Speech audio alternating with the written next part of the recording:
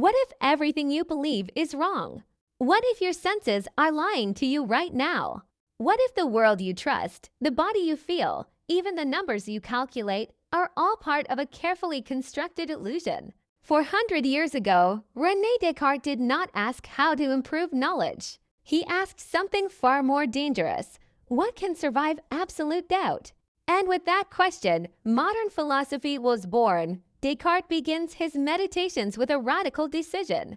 He resolves to doubt everything he has ever believed, not out of despair, but out of discipline.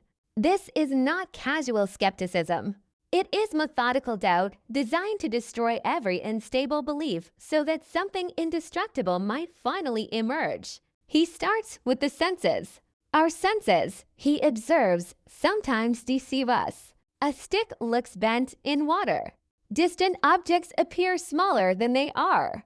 And Descartes draws a ruthless conclusion. Anything that has deceived us even once should never again be trusted completely. From here, doubt deepens. Descartes introduces the dream hypothesis. How do we know that we are awake right now?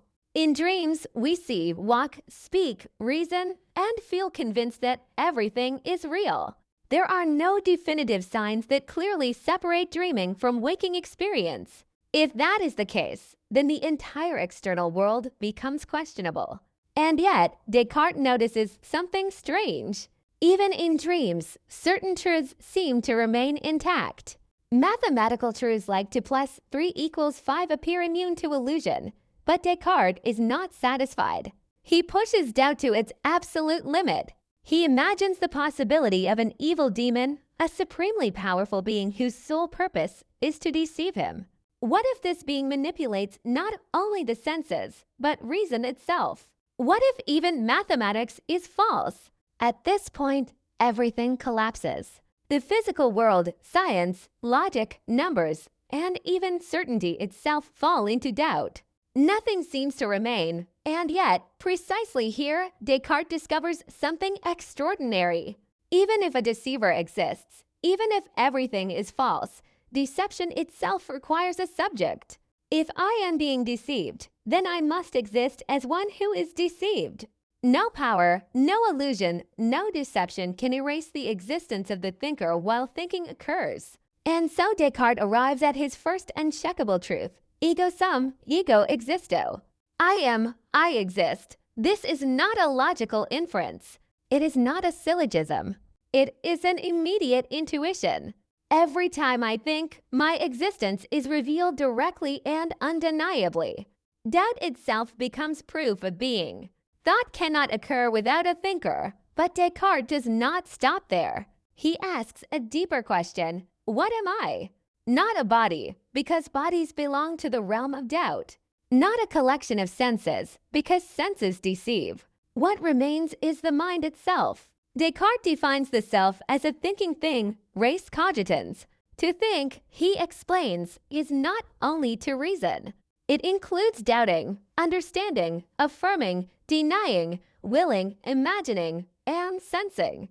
Even if what I sense is false, the act of sensing is real.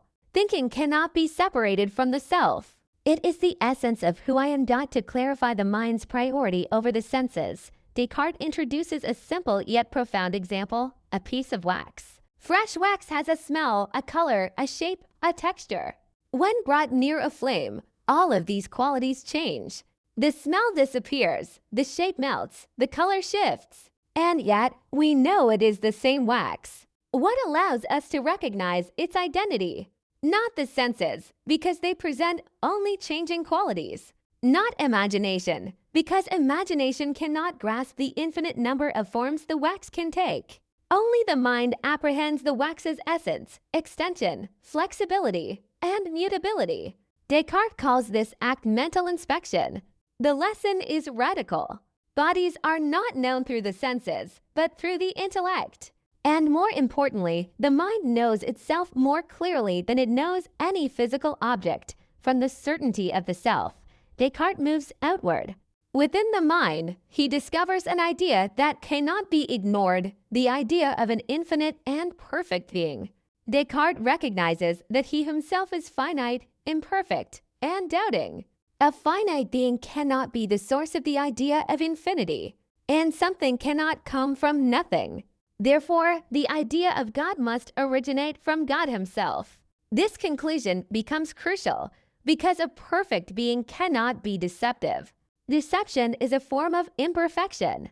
And with a non-deceptive God as guarantor, Descartes restores trust in clear and distinct ideas, in mathematics, and eventually in the external world. The Meditations tell a powerful story, a journey from sensory trust through radical doubt to self-awareness, reason, and a rational universe. Modern philosophy does not begin with the world. It begins with the thinking self, alone with its own consciousness, asking what can never be taken away.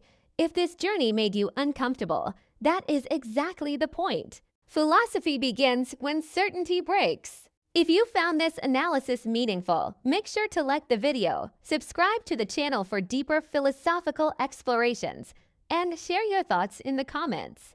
And ask yourself this question: if you doubted everything, what would still remain?